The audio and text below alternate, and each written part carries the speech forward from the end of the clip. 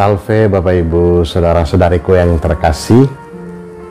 Hari ini kita semua berkumpul di gereja kita masing-masing, atau mungkin karena ada halangan, sakit dan lain sebagainya, kita tidak sempat merayakan Ekaristi bersama dengan umat di gereja. Namun pada kesempatan ini saya membagikan permenungan berdasarkan bacaan-bacaan suci pada hari Minggu ini. Saya memberi judul renungan ini adalah Gembala. Bapak Ibu, Saudara-saudariku yang terkasih, kita pasti menemukan tulisan di pintu kamar atau ruangan atau di tempat tertentu.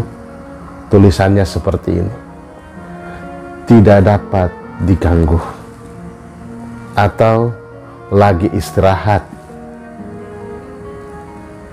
Hal itu menandakan bahwa orang ingin sendiri, orang ingin beristirahat, orang ingin hening. Atau di notifikasi HP atau di beranda HP kita masing-masing ada juga yang tertulis chat dulu sebelum telepon, atau tidak menerima panggilan. Kata-kata sederhana yang menginformasikan kepada semua orang bahwa kita butuh sendiri, hening, dan tidak mau diganggu oleh siapapun. Karena itu, orang biasanya mencari waktu untuk sendiri, healing, ataupun meditasi, mengambil waktu untuk retreat, ataupun pergi untuk camping dan lain sebagainya. Ada banyak cara orang untuk menikmati kesendirian dari segala kesibukan, atau mungkin dari segala rasa lelahnya.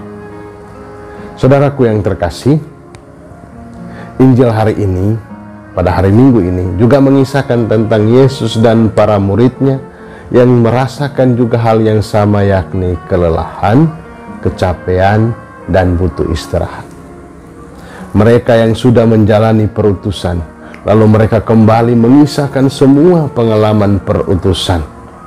Dan setelah itu Yesus mengajak mereka untuk menyingkir ke tempat yang sunyi. Mereka pergi untuk beristirahat.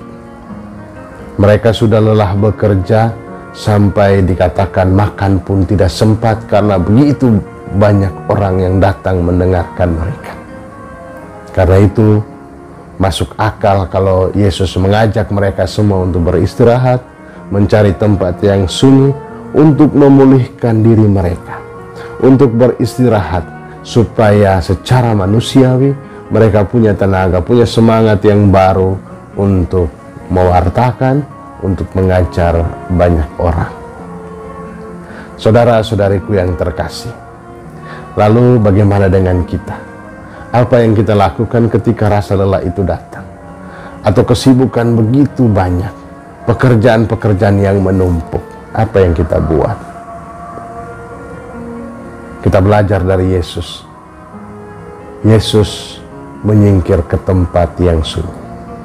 Meski demikian, ini perlu diingat, yang menjadi penekanan dalam Injil sebagai seorang gembala yang baik. Orang banyak tidak peduli bahwa Yesus dan para murid itu sedang lelah. Ketika mereka melihat Yesus bertolak, mereka mengambil jalan yang lain. Mereka rindu untuk mendengarkan Yesus. Mereka rindu untuk mendapatkan pengajaran dari Yesus. Maka mereka mencari jalan lain supaya bisa menemukan, bisa berjumpa, dan bisa mendengarkan pengajaran Yesus. Akhirnya apa?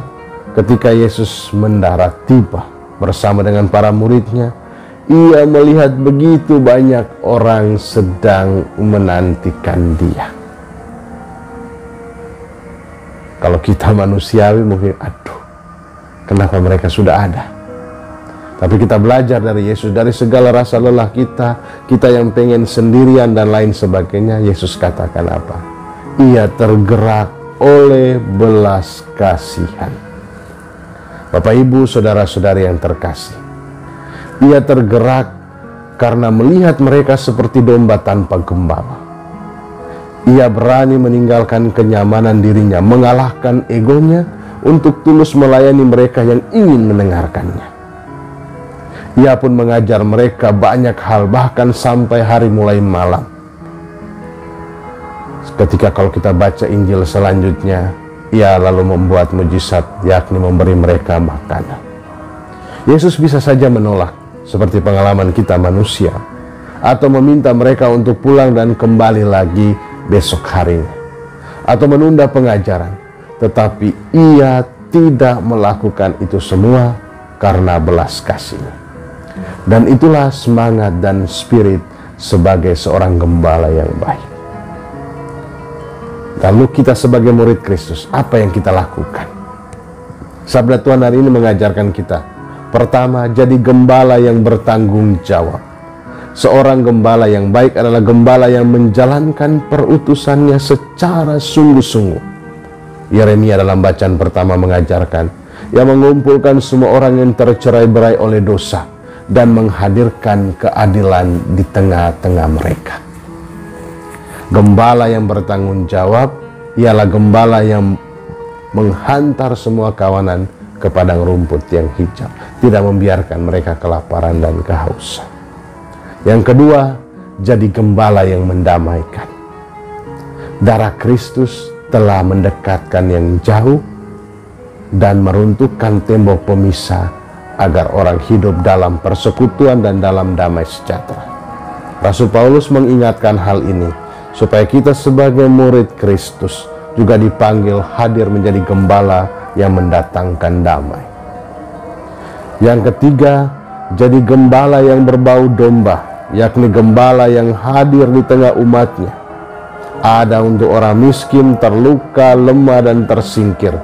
Gembala yang siap sedia dan penuh sukacita, bukan menjadi gembala yang terlihat seperti pulang dari pemakaman, yakni bermuka sedih, muram, dan murung.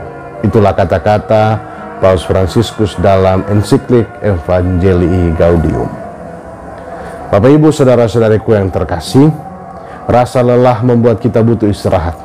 Tetapi jangan sampai istirahat kita membuat banyak orang terlantar, semakin jauh dari Tuhan dan bahkan tergiring ke padang gurun, bukan ke padang hijau.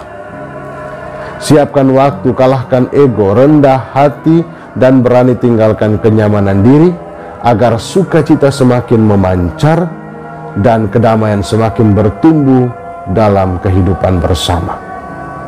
Terimalah telepon sesamamu karena mungkin itu penting. Balaslah chat sahabatmu karena ia membutuhkanmu. Bantulah sesama meski kamu merasa sendiri kekurangan. Dan siapkan waktumu untuk sesama meski kamu sedang tidak baik-baik saja. Tuhan memperhatikan setiap pelayananmu, dan percayalah bahwa segala sesuatu yang baik tidak akan berlalu sia-sia begitu saja. Bapak Ibu saudara-saudari yang terkasih, selamat hari Minggu. Tuhan Yesus memberkati, Bapa dan Putra dan Roh Kudus. Amin.